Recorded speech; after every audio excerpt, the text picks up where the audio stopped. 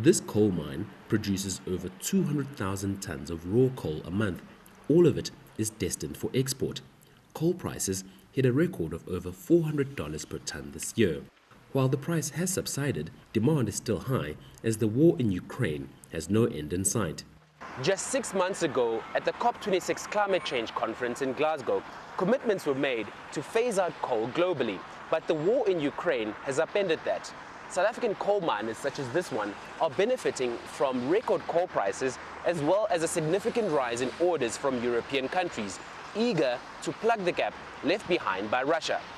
Canyon Coal runs 4 mines across the country and, like all South African producers, are benefiting from the boom and at times struggling to keep up with demand.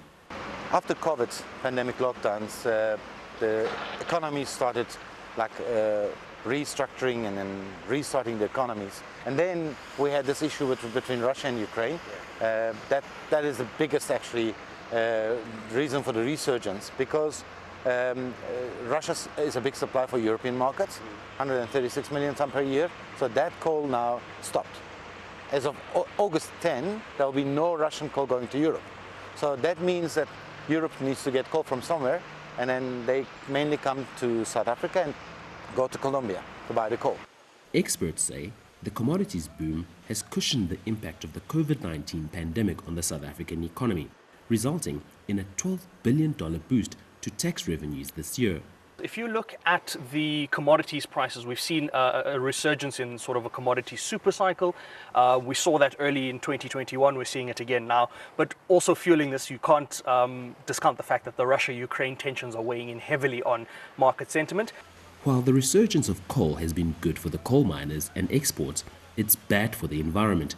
Experts are worried coal's bounce back will hamper the global climate change initiative. The bottom line is that all of us should be looking, everywhere in the world, all of us should be looking to slow down coal production and slow down coal-fired power generation. The problem with the high prices we're seeing at the moment is that it creates an incentive to ramp up coal production and possibly even to build more coal-fired power, which would be a real tragedy from a climate perspective.